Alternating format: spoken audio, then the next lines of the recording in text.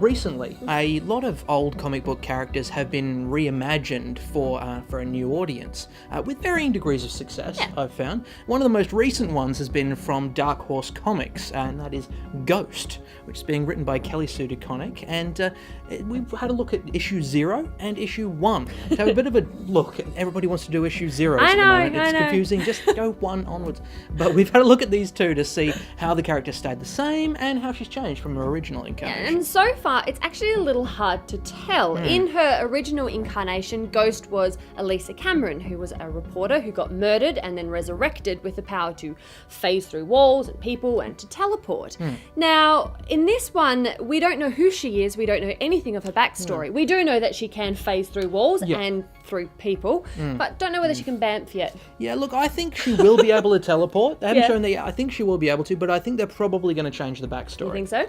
Well, I think a large part of the original incarnation was she was investigating her own murder. Exactly, and who she was before that. So I think if they were to reuse that backstory, that would be a bit redundant. Very true. I mean, 0 and 1 basically flesh out Ghost's companions, which are two paranormal investigators, Tommy and Vaughn, who inadvertently manifest Ghost with a piece of, surprise, surprise, stolen technology. Yeah, now, they're a little hard to like, aren't they, as lead characters, Tommy and Vaughn? They are, but I think everybody in this is a little unsympathetic. But I actually didn't mind that. I didn't think it detracted from the story at all. Okay, well, I mean, in terms of the story, it's a bit slow-moving, isn't it? It's quite wordy. It is extremely wordy, and not just people sitting around talking to each other, but also the internal monologue. Yes. Which in issue 0 is Vaughn's thoughts, and issue 1 is Ghost's thoughts. Now, in both cases, they're quite drawn out, quite extensive, so even though these comics are fairly substantial size-wise, there's not that much that actually happens. See, I'm going to disagree with you just a little bit there. For me,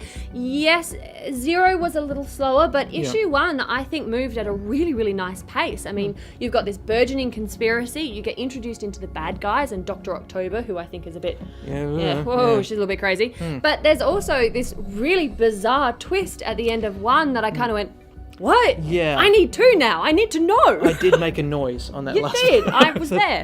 What? Flipped back and forward a couple of times. But yeah, I mean, 0 was in many ways kind of a false start. You could almost have done without it, except then we don't see why she's there. Exactly. So, you know, But you can't. You can't. You've got to have that there, true. But I don't know, it really disconnected from the first one. We've got this momentum, we've got this flavour starting with issue 1. Yeah. That just wasn't in issue 0. Okay. So it was... But there was a consistency with the artwork, you have to There agree. was, that's true. The artwork was consistently good throughout. Philip Noto, I think, did an absolutely beautiful job with the artwork. There's a real lovely naturalism to it, and it kind of gives you a nice disconnect when the supernatural happens, because these are just regular guys in a regular situation with something incredibly irregular happening.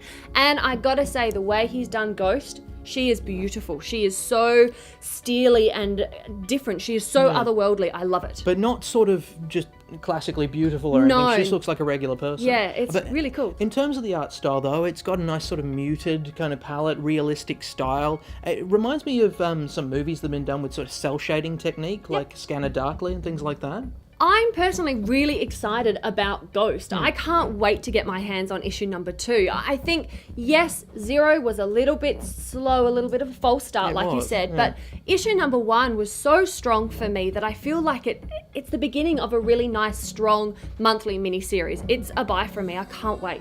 Okay, well look, I'm still a bit conflicted between issue 0 and issue 1, the quality change between those two, and I don't know, because of that, as you say, it does have the potential to be something quite interesting and quite different, but it also has the potential to be something overwritten and self-indulgent. So I don't know which direction it's going to go in so far. I'm certainly happy to give it a few more issues to see which direction it goes in, so I'll give this one a borrow. You're going to borrow mine. That's what I do. You're going to give back any of the others that you've borrowed? The ones I didn't like? Yeah. I'm never seeing them ever again. Yeah, you know.